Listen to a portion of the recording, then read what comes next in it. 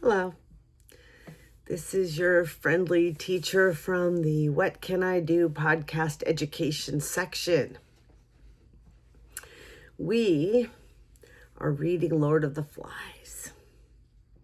We're on chapter 3, and I recommend you go back and listen to the first two in order to catch up, because I don't want to summarize it exactly. I want you to have your own impression in this case. This chapter is called Huts on the Beach. Jack was bent double. He was down like a sprinter, his nose only a few inches from the humid earth. The tree trunks and the creepers that festooned them lost themselves in a green dusk 30 feet above him, and all about was the undergrowth. There was only the faintest indication of a trail here, a cracked twig, and what might be the impression of one side of a hoof. He lowered his chin and stared at the traces as though he would force them to speak to him. Then, dog-like, uncomfortably on all fours, yet unheeding his discomfort. Is it discomfort if you're not heeding it? Right? Or is it future discomfort? He stole forward 5 yards and stopped. Here was a loop of creeper with a tendril pendant from a node. Sorry, I'm trying to get a visual from that sentence. A loop of creeper with a tendril pendant from a node. Nope. The tendril was polished on the underside. Pigs passing through the loop brushed it with their bristly hide. Well, we at least for sure now know what he's doing. Right? Jack crouched with his face a few inches from this clue, then stared forward into the semi-darkness of the undergrowth. His sandy hair, considerably longer than it had been. That's the first indication that Jack as well is blonde. Oh, right. It's interesting. His sandy hair, considerably longer than it had been when they dropped in, was lighter now. He's more white. Just saying. And his bare back was a mass of dark freckles and peeling sunburn. A sharpened stick about 5 feet long trailed from his right hand, and except for a pair of tattered shorts held up by his knife belt, he was naked. He closed his eyes, raised his head, and breathed in gently with flared nostrils, assessing the current of warm air for information. The forest and he were very still. Again, that embracing of older cultural behaviors, older rituals, moving back into the rhythms of the earth and the animals and the hunt. Right. Jack is doing that. Like, he was immediately, and he was like, he would have considered himself, I think, very civilized and very British and very, right? Right. And he was so the whining you hear is our dog. At length, he let out his breath in a long sigh and opened his eyes. They were bright blue, eyes that in this frustration seemed bolting and nearly mad. He passed his tongue across dry lips and scanned the uncommunicative forest. Then again, he stole forward and cast this way and that over the ground. The silence of the forest was more oppressive than the heat, and at this hour of the day there was not even the whine of insects. Only the dog. Only when Jack himself roused a gaudy bird from a primitive nest of sticks was the silence shattered, and echoes set ringing by a harsh cry that seemed to come out of the abyss of ages. Jack himself shrank at this cry, with a hiss of indrawn breath. He's become a creature of the jungle. He's become a creature of the island right now.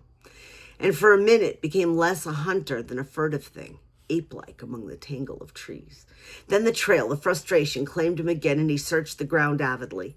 By the trunk of a vast tree that grew pale flowers on its gray bark, he checked, closed his eyes, and once more drew in the warm air. And this time his breath came short. There was even a passing pallor in his face, and then the surge of blood again. He passed like a shadow under the darkness of the tree and crouched, looking down at the trodden ground at his feet. The droppings were warm. They lay piled among turned earth. They were olive green, smooth, and they steamed a little. Thanks, dude. Ugh. Jack lifted his head and stared at the inscrutable masses of creeper that lay across the trail. Then he raised his spear and sneaked forward. Beyond the creeper, the trail joined a pig run that was wide enough and trodden enough to be a path. The ground was hardened by an accustomed tread, and as Jack rose to his full height, he heard something moving on it. He swung back his right arm and hurled the spear with all his strength. From the pig run came the quick, hard patter of hoofs, a castanet sound, seductive, maddening, the promise of meat. He rushed out of the undergrowth and snatched up his spear. The pattering of pigs' trotters died away in the distance. Jack stood there, streaming with sweat, streaked with brown earth, stained by all the vicissitudes of a day's hunting. Swearing, he turned off the trail and pushed his way through the forest until the forest opened a little, and instead of bald trunks supporting a dark roof, there were light gray trunks and crowns of feathery palm. Beyond these was the glitter of the sea, and he could hear voices. Ralph was standing by a contraption of palm trunks and leaves, a rude shelter that faced the lagoon and seemed very near to falling down. He did not notice when Jack spoke. "Got any water?" Ralph looked up, frowning from the complication of leaves. He did not notice Jack even when he saw him. "I said, if you got any water, I'm thirsty." Ralph withdrew his attention from the shelter and realized Jack with a start. "Oh, hello." I wonder if that has to do with the fact that he's become camouflaged, or I just thought that was kind of interesting too. "Oh, hello, water there by the tree. Ought to be some left." Jack took up a coconut shell that brimmed with fresh water from among a group that was arranged in the shade and drank. The water splashed over his chin and neck and chest. He breathed noisily when he'd finished. Needed that. Simon spoke from inside the shelter. "Up a bit." Ralph turned to the shelter and lifted a branch with a whole tiling of leaves. The leaves came apart and fluttered down. Simon's contrite face appeared in the hole. "Sorry." Ralph surveyed the wreck with distaste. Never get it done. He flung himself down at Jack's feet. Simon remained, looking out of the hole in the shelter. Once down, Ralph explained, "Been working for days now, and look." 2 shelters were in position, but shaky. This one was a ruin.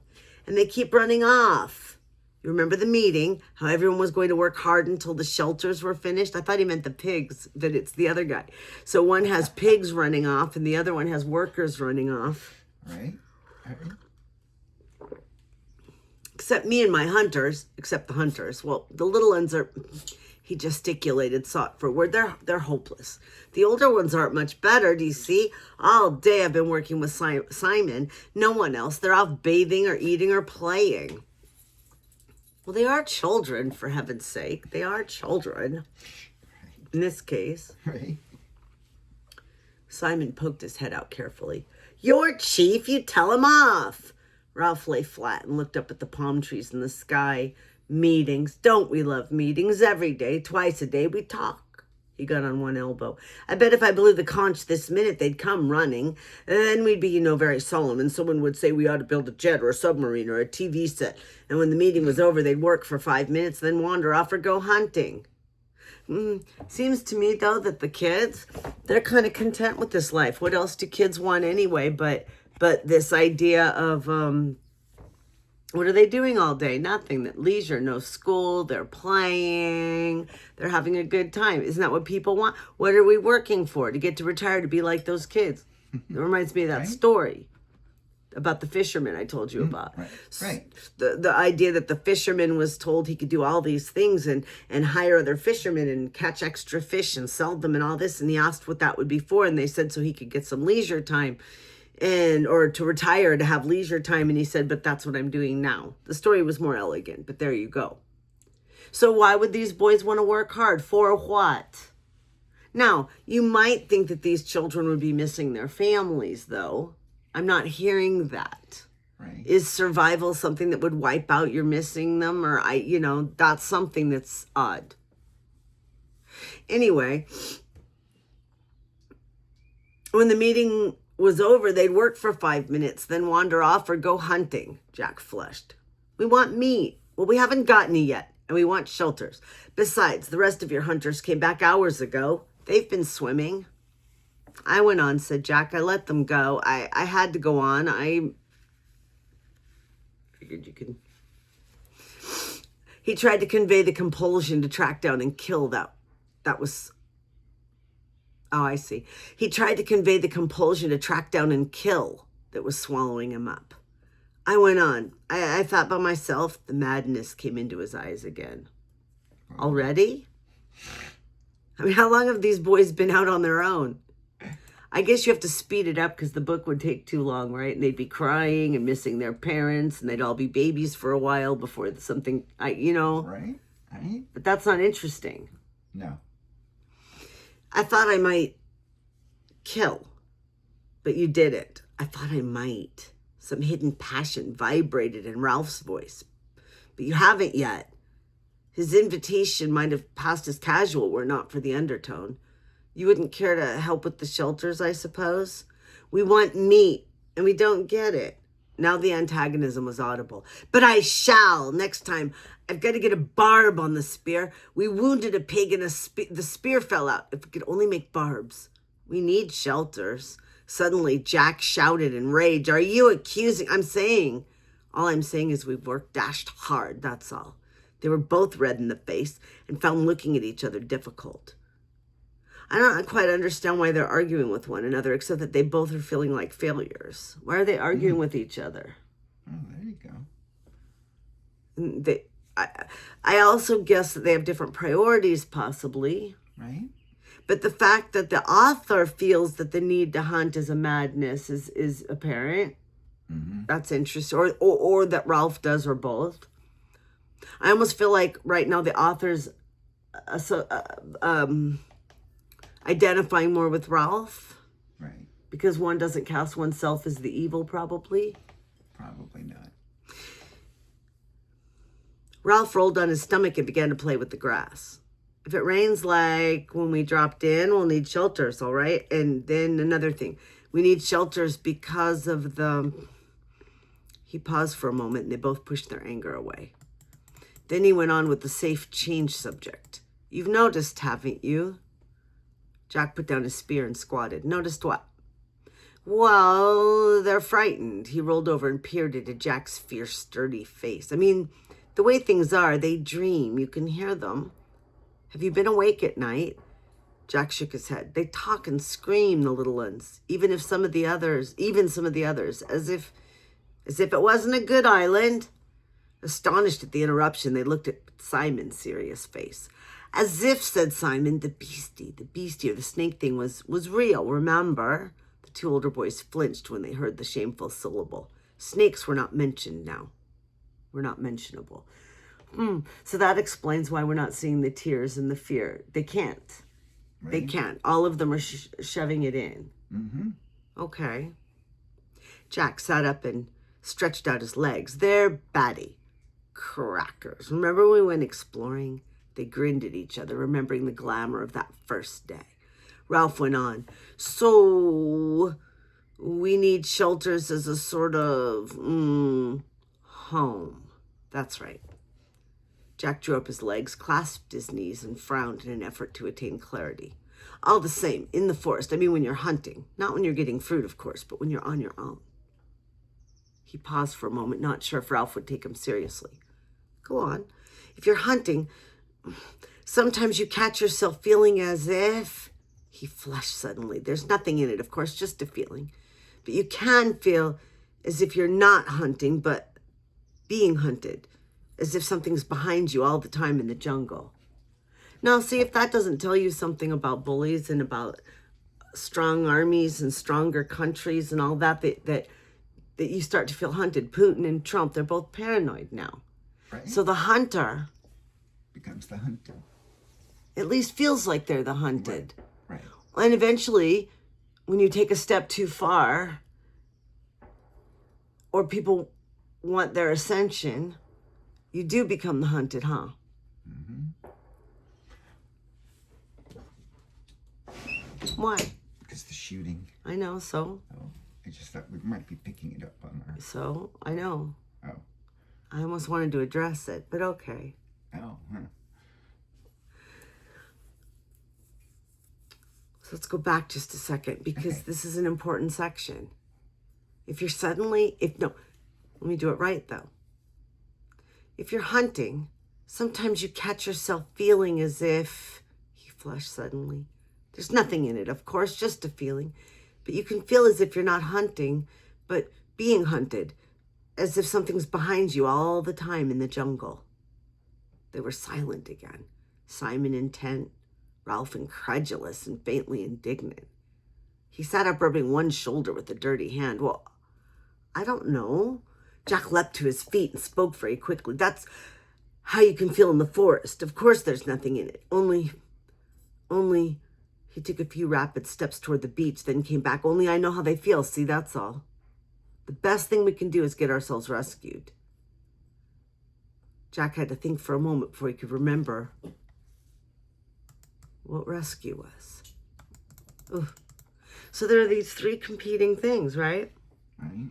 Hunting, shelter, safety, and being rescued.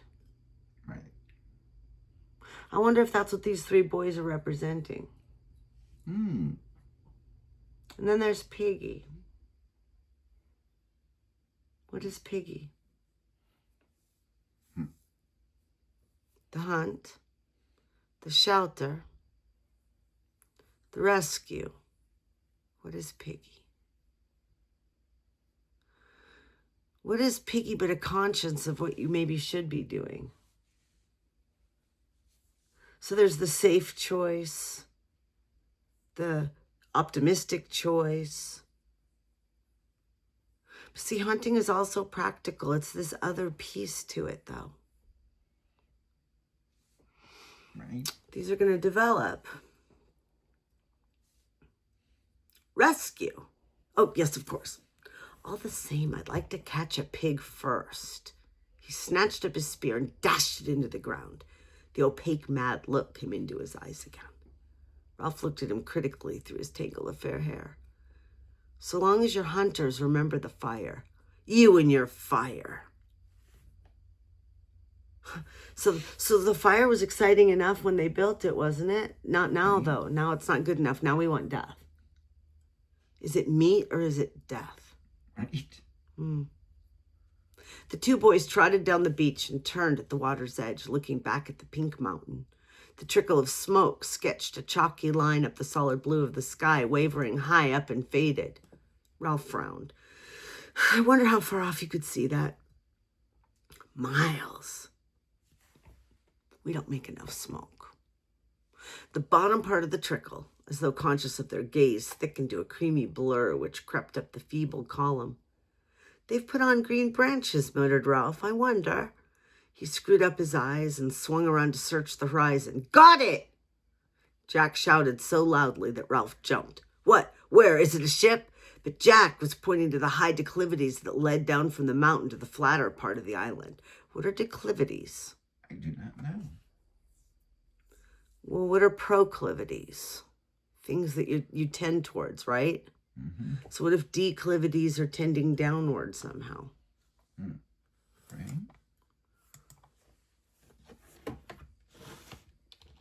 It's called Google, Mom. What my teenage boy said to me. A downward slope. Ever the teacher. Right?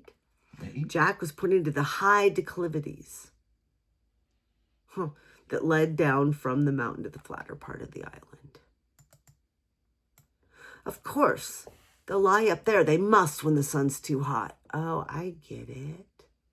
Ralph gazed bewildered at his rapt face. They get up high up and in the shade, resting during the heat like cows at home. I thought you saw a ship. We could steal up on one, paint our faces so they wouldn't see, perhaps surround them, and that indignation took away Ralph's control. I was talking about smoke. Don't you want to be rescued? All you can talk about is pig, pig, pig. But we want meat. And I work all day with nothing but Simon, and you come back and don't even notice the huts. I was working too. But you like it, shouted Ralph. You want to hunt. While they faced each other on the bright beach, astonished at the rub of feeling. Ralph looked away first, pretending interest in a group of little uns in the sand. From beyond the platform came the shouting of the hunters in the swimming pool. in the swimming pool. And they think they're camping. On the end of the platform, Piggy was lying flat, looking down into the brilliant water. People don't help much. He wanted to explain how people were never quite what you thought they were. Piggy represents disappointment. Expectations and disappointment. Not even pessimism, just disappointment. Simon, he helps. He pointed at the shelters. All the rest rushed off. He's done as much as I have, only Simon's always about. Ralph stared back at the shelters with Jack by his side. Do a bit for you, muttered Jack, before I have a bathe. Don't bother. But when they reached the shelter, Simon was not to be seen. Ralph put his head in the hole, withdrew it, and turned to Jack. He's buzzed off. Got fed up, said Jack, and gone for a bathe. Ralph frowned. He's queer. He's funny. Note, queer doesn't mean gay here. Gay didn't mean gay here. Jack nodded, as much for the sake of agreeing as anything, and by tacit consent they left the shelter and went toward the bathing pool. And then, said Jack, when I've had a bathe and something to eat, I'll just trek over to the other side of the mountain and see if I can see any traces. Coming? But the sun's nearly set. I might have time. They walked along, 2 continents of experience and feeling, unable to communicate. If I could only get a pig. I'll come back and go on with the shelter. They looked at each other, baffled in love and hate. All the warm salt water of the bathing pool and the shouting and the splashing and laughing were only just sufficient to bring them together again. Yeah, Democrats and Republicans, right? One's pretending to care about the little ones. One's pretending to care about bringing them meat. Right. Simon was not in the bathing pool as they'd expected. When the other 2 had trotted down the beach to look back at the mountain, he followed them for a few yards and then stopped. He had stood frowning down at a pile of sand on the beach where somebody had been trying to build a little house or hut. Then he turned his back on this and walked into the forest with an air of purpose. He was a small, skinny boy, his chin pointed and his eyes so bright they deceived Ralph into thinking him delightfully gay and wicked. Wicked doesn't mean what you would think either. Just a happy, cool kid. Gay and wicked. Language develops. The coarse mop of black hair. Note he has black hair. I don't know if that's going to mean anything, but they made a point of it. Right. Was long and swung down, almost concealing a low, broad forehead. That is very Neanderthal imagery. Right. He wore the remains of shorts, and his feet were bare like Jack's, always darkish in color. Simon was burnt by the sun to a deep tan that glistened with sweat, and they made him get darker, not blonder. He picked his way up the scar, past the great rock where Ralph had climbed on the first morning, then turned off to his right among the trees. He walked with an accustomed tread through the acres of fruit trees, where the least energetic could find an easy if unsatisfying meal. Flower and fruit grew together on the same tree, and everywhere was the scent of ripeness and the booming of a million bees at pasture. Here the little ones who had run after him caught up with him. They talked, cried out unintelligibly, lugged him toward the trees. Then amid the roar of bees in the afternoon sunlight, Simon found for them the fruit they could not reach, pulled off the choicest from up in the foliage, passed them back down to the endless outstretched hands. When he'd satisfied them, he paused and looked round. Little ones watched him inscrutably over double handfuls of ripe fruit. Simon turned away from them and went where the just perceptible path led him. Soon high jungle closed in. Tall trunks bore unexpected pale flowers all the way up to the dark canopy where life went on clamorously.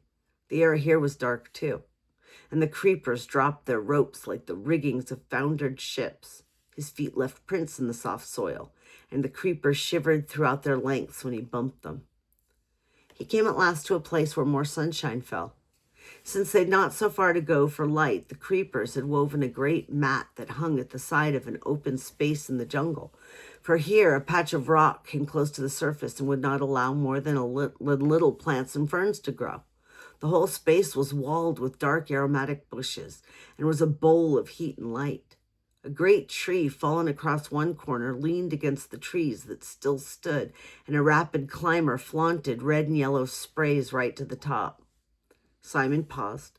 He looked over his shoulder as Jack had done at the close ways behind him, and glanced swiftly round to confirm that he was utterly alone. For a moment, his movements were almost furtive. I don't know, he's reminding me sort of a hermit. A hermit finding its hermitage and finding a place to sit and contemplate that was safe. Right?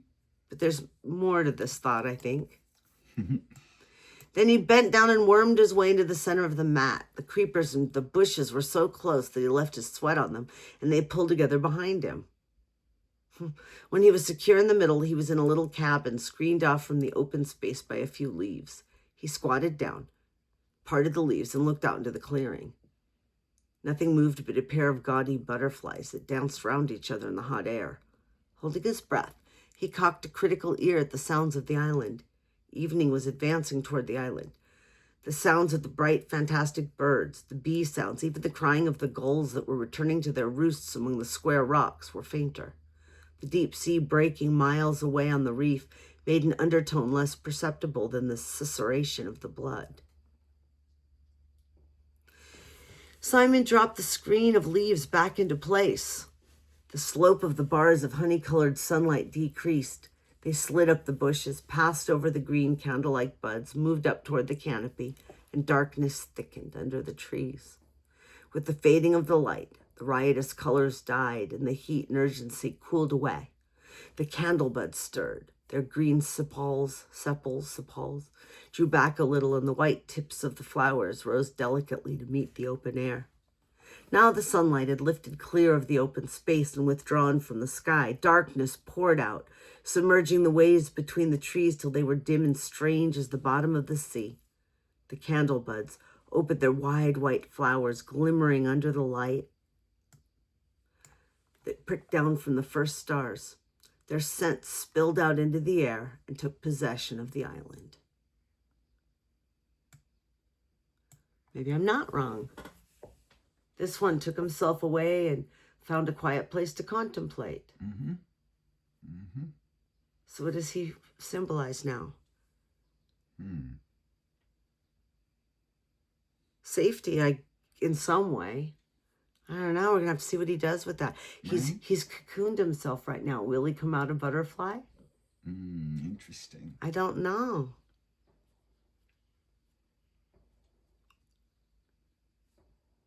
That was chapter 3. Thoughts? Yeah. It just seems like there's a few camps of thought that you were pointing out. It's like that hunting camp, it seems to be sort of it's trending off into violence.